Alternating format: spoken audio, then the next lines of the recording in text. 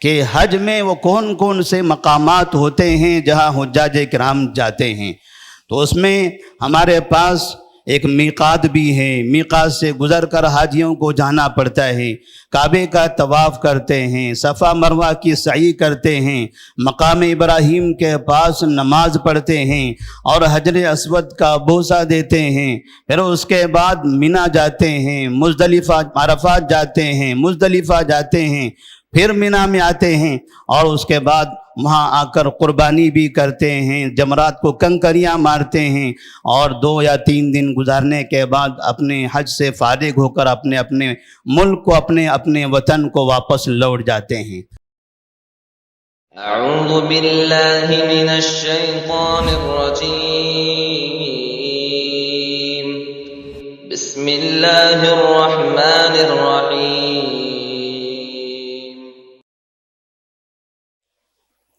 ربنا انی اسکنت من ذریتی بواد غیر ذی زرع عند بیتک المحرم ربنا لیقیموا الصلاة فاجعل افئدة من الناس تہوی الیہم وارزقهم من الثمرات لعلهم یشکرون۔ وعن ابی ہریرہ رضی اللہ تعالی عنہ قال قال رسول اللہ صلی اللہ علیہ وسلم من حج فلم يرفث ولم يفسق رجع كيوم ولدته امه، رواہ الامام مسلم فی صحیحہ۔ محترم حاضرین، دنیا کے مختلف علاقوں سے مسلمان مکہ مکرمہ پہنچے ہوئے ہیں۔ ان کا مقصد ہے کہ اسلام کے ارکان میں سے 5واں رکن جو صرف اسی جگہ پر ادا ہوتا ہے وہ رکن ادا کریں، اور نبی کریم صلی اللہ علیہ وسلم نے اپنے زندگی کے آخری ایام میں ہجرت کے 10ویں سال اپنی زندگی میں حج کی مشروعیت کے بعد صرف 1 مرتبہ وہ رکن ادا کیا تھا۔ اسی حج کو نبی کریم صلی اللہ علیہ وسلم کی زندگی کا پہلا اور آخری حج کہا جاتا ہے۔ جب ہم حجۃ الوداع کہتے ہیں تو اس سے مراد نبی کریم صلی اللہ علیہ وسلم کا وہ حج ہے جس حج کو آپ نے ہجرت کے 10ویں سال انجام دیا تھا، اور جس وقت آپ حج کرنے کے لیے مکہ مکرمہ گئے تھے اس وقت اس سے پہلے آپ نے مکہ مکرمہ میں یہ قانون بنا دیا تھا، یہ نظام بنا دیا تھا کہ اس شہر کے اندر کوئی مشرک آباد نہیں ہوگا۔ اس شہر میں جب بھی کوئی آئے، کعبے کا طواف کرنا چاہے، حج کرنا چاہے، تو ضروری ہے کہ اب وہ مسلمان ہو، کیونکہ اس سے پہلے مشرکین اور کفار بھی حج کیا کرتے تھے۔ نبی کریم صلی اللہ علیہ وسلم نے ہجرت کے 90ویں سال حج کے موسم میں یہ اعلان کروا دیا تھا کہ اس سال جو کافر مکہ میں آئے ہیں حج کرنے کے لیے، اب وہ آئندہ یہاں نہیں آ سکیں گے۔ اگر انہیں آئندہ اس جگہ آنا ہے تو اسلام قبول کرنا پڑے گا، پھر اس کے بعد وہ حج کر سکیں گے، اس لیے کہ حج اسلام کا 5واں رکن ہے، اور یہ 5واں رکن گزرتا ہے پہلے رکن سے، اور اسلام کا پہلا رکن ہے توحید۔ اسلام کا پہلا رکن ہے توحید، ایک اللہ کو ماننا، یہ یقین کر لینا کہ اللہ تبارک و تعالیٰ کے علاوہ کوئی بھی معبود نہیں ہے۔ جب تک کہ وہ پہلا رکن مکمل نہ ہو تب تک کہ وہ حج کا یہ آخری اور 5واں رکن ادا نہیں کر سکتا۔ اس کے بعد نبی کریم صلی اللہ علیہ وسلم نے یہ بھی اعلان کروا دیا تھا کہ کعبے کے اطراف میں طواف کرتے ہوئے جو لوگ اپنے کپڑوں کو اتار دیتے ہیں، ننگے طواف کرتے ہیں، آئندہ سال سے اب کسی کو یہاں کا ننگا طواف کرنے کی اجازت نہیں ہوگی۔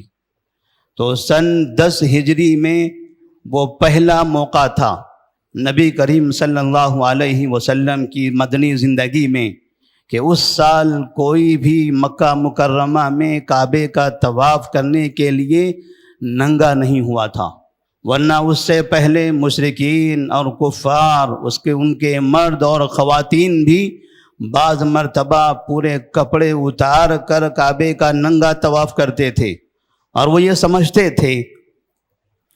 سمجھتے تھے کہ یہ کعبہ مقدس مقام ہے، یہ ایک مقدس عبادت ہے، اور ہم سال بھر اپنے ان کپڑوں میں رہتے ہیں، یہ کپڑے پہنے ہوئے ہم اپنے گھروں میں، اپنے علاقوں میں، شہروں میں گناہ کرتے ہیں، تو یہ کپڑے بھی گنہگار ہیں، گناہ کے حالت میں یہ پہنے ہوئے کپڑے ہیں، لہٰذا یہ مقدس کام کرتے ہوئے یہ گناہ والے کپڑے کیسے پہنے؟ اگر آپ اس بات کو سمجھیں تو تھوڑا سا آپ یہاں یہ تصور کر سکتے ہیں، وہ تو مشرک تھے، وہ کافر تھے، جو گناہ کی حالت میں پہنے ہوئے کپڑے طواف کرتے ہوئے پہننا پسند نہیں کرتے تھے۔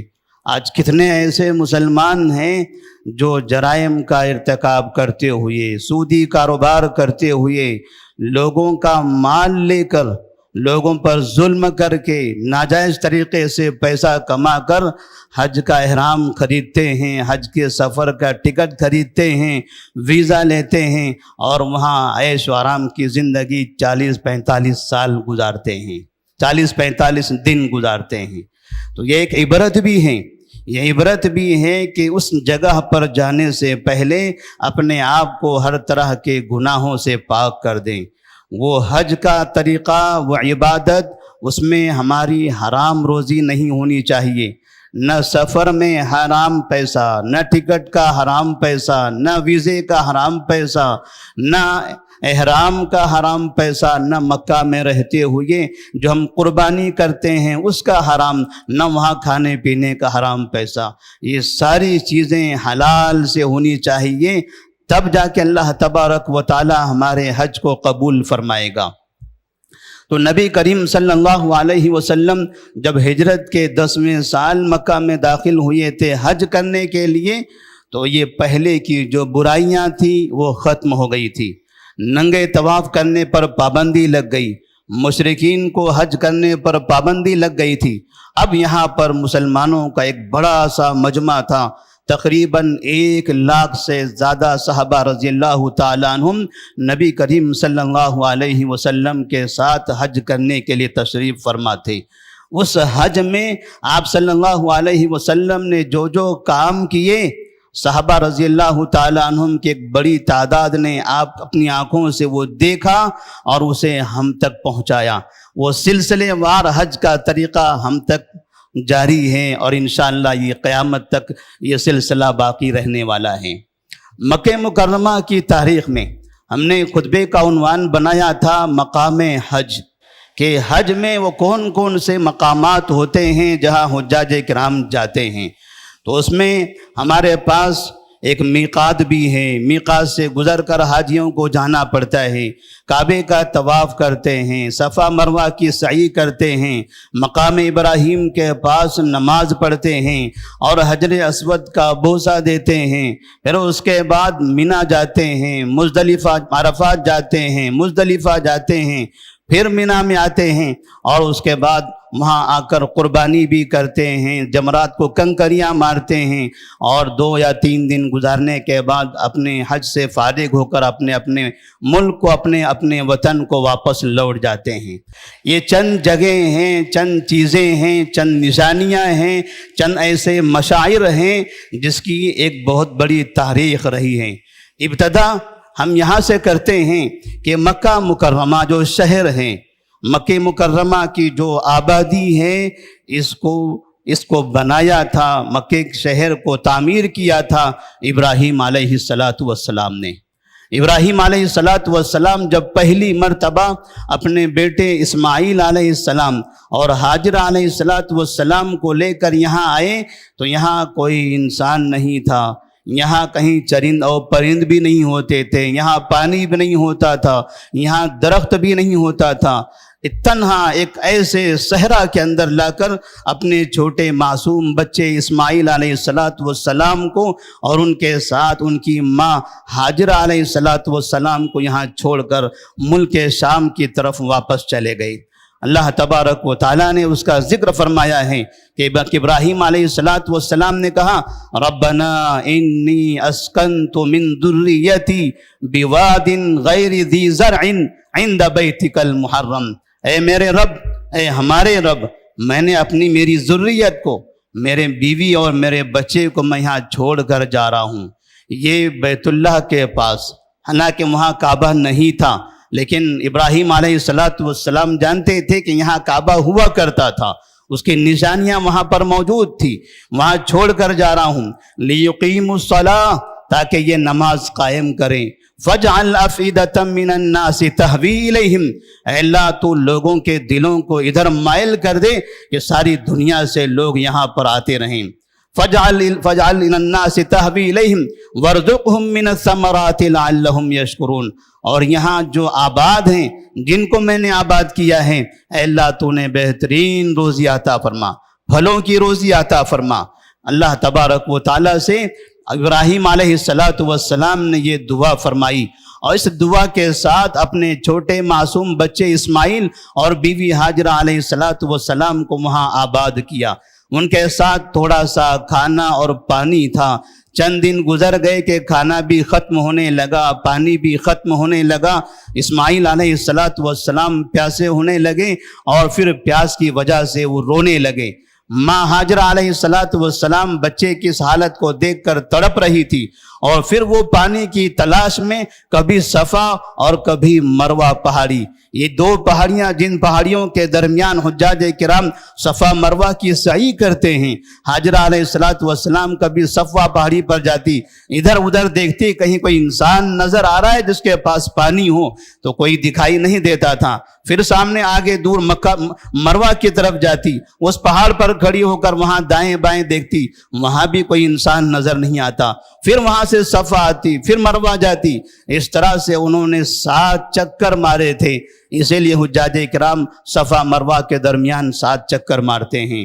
یہ ہاجرہ علیہ السلام کی سنت تھی، انہوں نے یہ کام کیا تھا، اور اللہ تبارک و تعالیٰ نے اس سنت کو رہتی دنیا تک باقی رکھا۔ پھر وہ تھوڑی دیر میں ایک آواز سنتے ہیں، اس آواز کی طرف وہ جواب دیتے ہیں ان کان عندک خیر فاغثنی، اگر آپ حقیقت میں کوئی اچھے انسان ہو، کوئی ہماری مدد کرنا چاہتے ہو تو ہماری مدد کیجئے، کیونکہ ہم مددگار کی تلاش میں ہیں۔ وہ جبرائیل علیہ السلام تھے جنہوں نے ہاجرہ علیہ السلام کو آواز دیا تھا۔ ہاجرہ علیہ السلام اب یہاں مروہ پہاڑی سے نکل کر 7 چکر مکمل ہو گئے تھے۔ مروہ پہاڑی سے جب وہاں سے اترے ہیں، سیدھے اس جگہ پر گئے ہیں جہاں پر اسماعیل علیہ السلام لیٹے ہوئے تھے۔ دیکھتے ہیں ان کے قدموں کے پاس ایک گڑھا پڑ گیا، اور اس کے اندر سے پانی نکلنے لگا ہے۔ جبرائیل علیہ السلام نے وہاں پر اپنے قدموں سے زمین کو رگڑا تھا کہ جس کی وجہ سے وہاں سے پانی نکلنے لگا، اور اسی پانی کو زمزم کہا جاتا ہے۔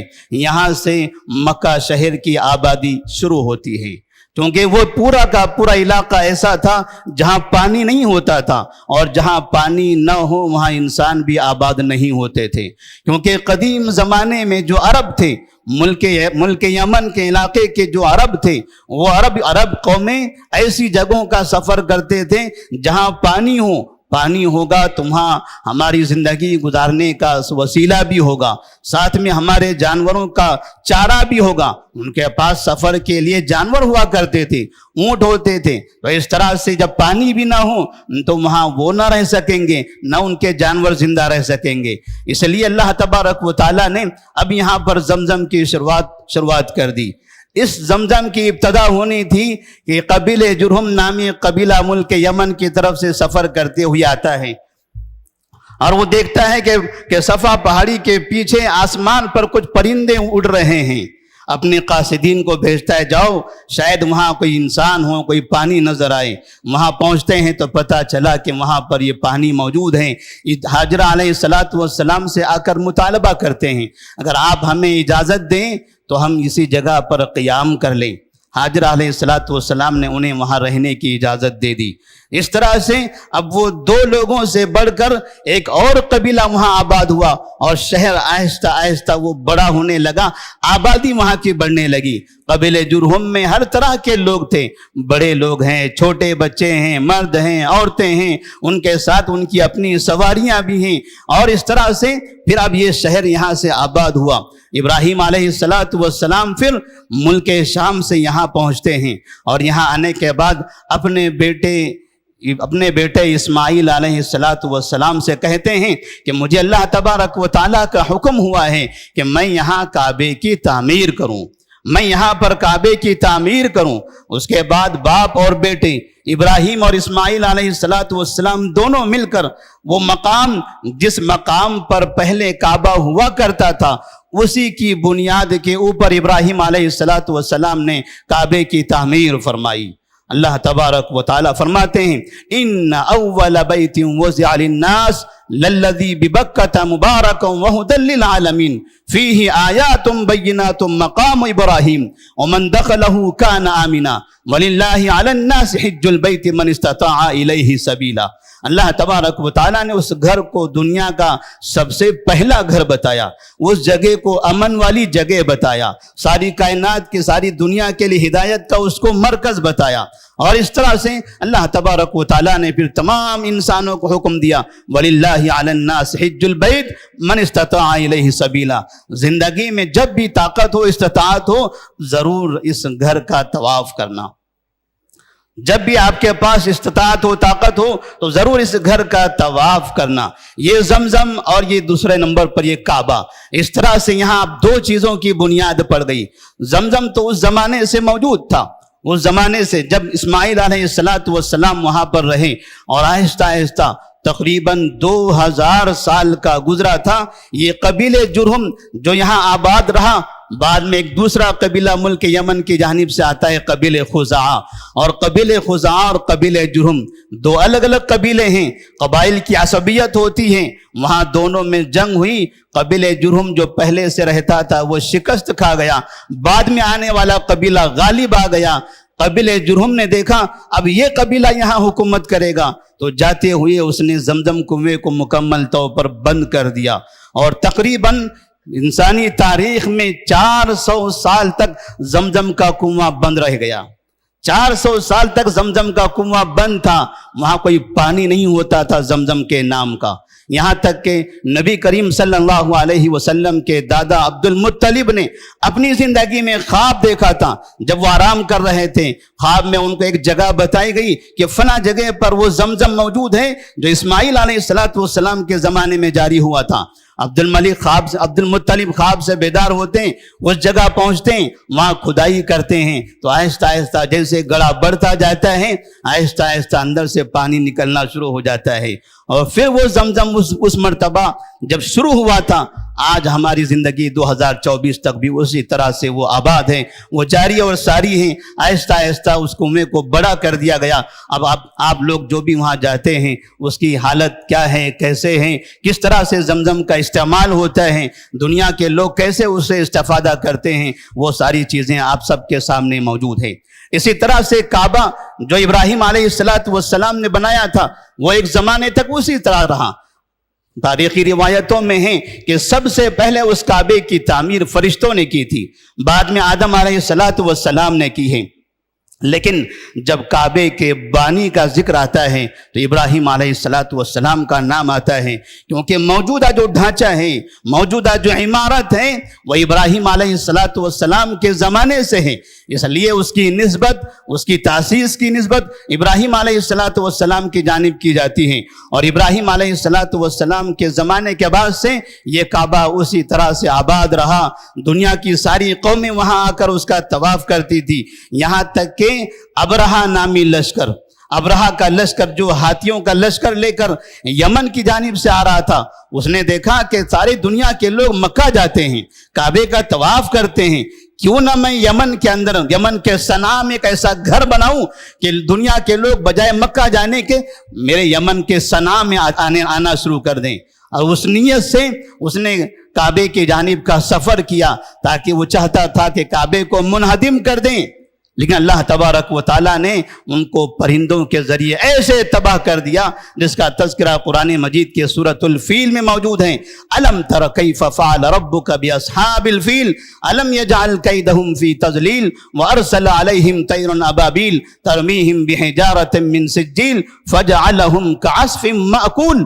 اللہ نے ابرہا کو، اس کے لشکر کو، اس کے جانوروں کو، اس کی سواریوں کو سب کو بھوسے کی طرح تباہ برباد کر دیا تھا، اور ان پر حملہ کرنے کے لیے وہ چھوٹے چھوٹے پرندے آئے تھے جن کی چونچ میں اور جن کے 2 پیروں میں کنکر ہوا کرتے تھے۔ ایک پرندہ 3 کنکر اٹھاتا تھا اور ان کنکریوں سے اس لشکر پر مارتا تھا۔ کنکریاں چھوٹی تھی لیکن جس پر وہ گر جاتی تھی وہ آدمی، وہ انسان، وہ سواری تباہ اور برباد ہو جاتی تھی۔ اللہ تبارک و تعالیٰ نے کعبے کو اس طرح سے محفوظ کر لیا، اور یہ کعبہ محفوظ رہا۔ مشرکین مکہ شرک کرتے تھے، بتوں کی عبادت کرتے تھے، بت پرستی کیا کرتے تھے، کئی طرح کے جرائم میں ملوث تھے، لیکن کعبہ ہر زمانے میں ان کی نظر میں مقدس تھا، ہمیشہ ان کی نظر میں مقدس رہا۔ یہاں تک کہ جب نبی کریم صلی اللہ علیہ وسلم کا دور آیا، آپ صلی اللہ علیہ وسلم 35 سال کی عمر کو پہنچے ہوئے تھے۔ نبی بنائے جانے سے 5 سال پہلے مکہ کے مشرکین نے، وہاں کے رؤساء نے دیکھا کعبے کی جو عمارت ہے، کعبے کی جو بنیاد ہے، اس کی دیواریں کمزور ہو گئی، جگہ جگہ سے پتھر گرنے لگے ہیں، دروازہ اس کا خراب ہوتا چلا جا رہا ہے۔ سوچا اس کعبے کو منہدم کر کے نئے سرے سے اس کعبے کی تعمیر کریں، لیکن وہ ڈر بھی رہے تھے کعبے کو اگر ہم منہدم کریں گے تو وہ ابرہا کے لشکر کا انجام تو ہم کو پتہ ہے، کہ ایسا نہ ہو کہ ہمارے اوپر بھی وہ ابابیل پرندے آئے اور ہم سب کو تباہ کر کے چلے جائیں۔ لیکن پھر ان لوگوں نے مشورہ کیا اور یہ غور کیا کہ وہ آدمی چاہتا تھا کعبے کو منہدم کرنا، برباد کرنا، اس کی نیت خراب تھی، ہماری نیت اچھی ہے، ہم اس کو برباد کرنا نہیں چاہتے، اس کو نئے سرے سے آباد کرنا چاہتے ہیں، اور رب العالمین نیتوں کے مطابق فیصلہ کرتا ہے۔ لہٰذا پھر انہوں نے ہمت کی اور آہستہ آہستہ کعبے کو منہدم کرنے میں وہ کامیاب ہو گئے، نئے سرے سے کعبہ تعمیر کیا جانے لگا۔ ان لوگوں نے آپس میں یہ طے کر لیا تھا کہ کعبے کی تعمیر کے لیے مکہ کے لوگ چندہ دیں گے، لیکن اس چندے میں صرف حلال پیسہ ہوگا، اس چندے میں صرف حلال پیسہ ہوگا۔ جس کے بعد شراب کا کاروبار ہے وہ پیسہ نہ دیں، سودی کاروبار کرنے والے وہ پیسہ نہ دیں، حرام کاروبار کرنے والے وہ پیسہ نہ دیں۔ جنہوں نے حلال کمائی کی ہے، جتنا حلال پونجی ان کے پاس موجود ہے وہ جمع کریں، حرام پیسہ اپنے پاس رکھیں۔ کعبے کی تعمیر میں ہم حرام پیسہ استعمال نہیں کرنا چاہتے۔ کہنے کے لیے مشرک تھے، بت پرست تھے، لیکن کعبے کا تقدس ان کی نظر میں اتنا بہترین تھا۔ نبی کریم صلی اللہ علیہ وسلم اس وقت 35 سال کی عمر کے تھے جب قریش کے لوگ، مکہ کے لوگ کعبہ تعمیر کر رہے تھے، اور اطراف کی پہاڑیوں سے جو 5 قریب میں پہاڑیاں تھی، ان پہاڑیوں سے پتھر نکال کر لوگ اپنے سروں پر، اپنے کاندھے پر لا کر یہاں معماروں کو دیا کرتے تھے۔ نبی کریم صلی اللہ علیہ وسلم بھی ان کے ساتھ پہاڑوں سے پتھر اٹھا کر لا کر کعبے کی تعمیر کے لیے دے رہے تھے۔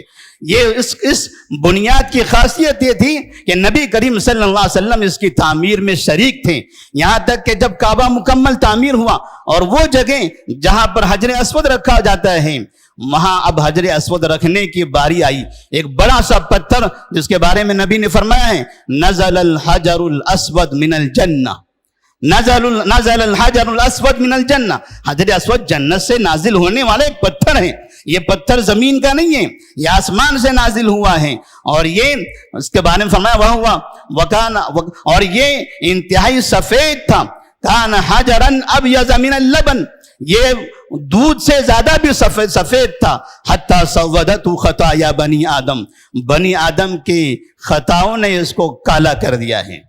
بنی آدم، آدم کی جو نسل ہیں، جب وہاں جاتے ہیں کعبے کا وہ حجر اسود کا بوسہ دیتے ہیں تو ان کا وہ بوسہ دینا، ان کا استلام کرنا، ان کے اندر جو گناہ ہیں یہ گناہ یہاں ان کے جسم سے نکل جاتے ہیں، وہ پتھر میں چلے گئے۔ نبی فرماتے ہیں سودت الخطایا بنی آدم، بنی آدم کے گناہوں نے اس کو کالا کر دیا۔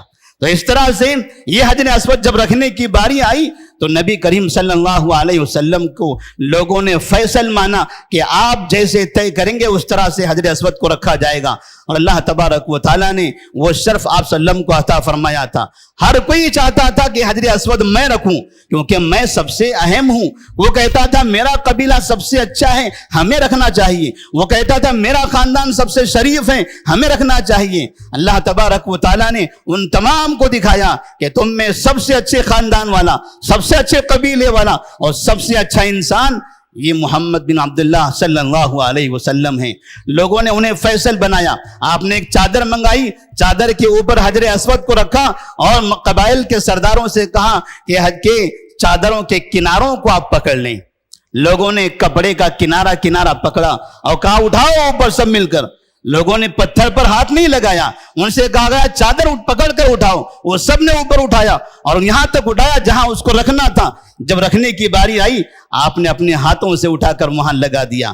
لوگوں نے اپنی آنکھوں سے دیکھ لیا، ہم تو اپنے آپ کو شریف مانتے تھے، اپنے آپ کو سب سے افضل قرار دیتے، ہماری نگاہوں کے سامنے ہمیں پتا چلا اس شہر کا سب سے شریف انسان، سب سے اچھا انسان، سب سے اچھے گھرانے کا انسان یہ محمد بن عبداللہ صلی اللہ علیہ وسلم ہے۔ اس طرح سے وہ کعبہ تعمیر ہوا، یہاں تک کہ پھر ایک زمانہ آیا کہ جب حجاج بن یوسف نے، عبداللہ بن زبیر رضی اللہ تعالیٰ عنہ نے پہلے اس کو منہدم کر کے نئے سرے سے کعبے کو ابراہیم علیہ السلام کے دور کے حساب سے تعمیر کیا۔ قریش نے جب کعبہ تعمیر کیا تھا تو کعبے کی تعمیر، کعبے کی عمارت، وہ جو بازو میں حتیم نامی جو دیوار نظر آتی ہے کمان کی طرح، وہ ابراہیم علیہ السلام کے دور میں کعبے کے اندر تھی۔ لیکن قریش نے جب کعبے کی تعمیر کیا تھا تو ان کے پاس حلال پیسہ کم پڑ گیا، تو انہوں نے 3 میٹر جگہ تقریباً کعبے کی باہر چھوڑ دی، کیونکہ اتنی بڑی دیوار بنانے کے لیے ان کے پاس پیسہ نہیں رہا۔ اور آج تک وہ دیوار کا حصہ، وہ کعبے کا اتنا حصہ کعبے کے باہر موجود ہے۔ اللہ تبارک و تعالیٰ کی یہ بھی بہت بڑی رحمت ہے۔ آپ دیکھتے ہیں کعبے کے اندر اگر آپ کو جانا ہو، کعبے میں نماز پڑھنا ہو تو وہ بادشاہ ہے وہ جاتا ہے، وہ وزیر اعظم ہے اس کے لیے ایک دروازہ کھولا جاتا ہے، وہ کسی ملک کا صدر ہے اس کے لیے دروازہ کھولا جاتا ہے۔ میرے لیے اور آپ کے لیے یہ ہمیشہ کعبے کے دروازے بند ہوتے ہیں۔ تو ایسی صورت میں اللہ تبارک و تعالیٰ نے حتیم کا وہ حصہ جو کعبے کا حصہ ہے وہ ہمیشہ کے لیے کھول کر رکھا۔ ہر انسان جب چاہے یہاں آ کر 2 رکعت نماز پڑھ لے، یہ جگہ بھی کعبے کی ہے۔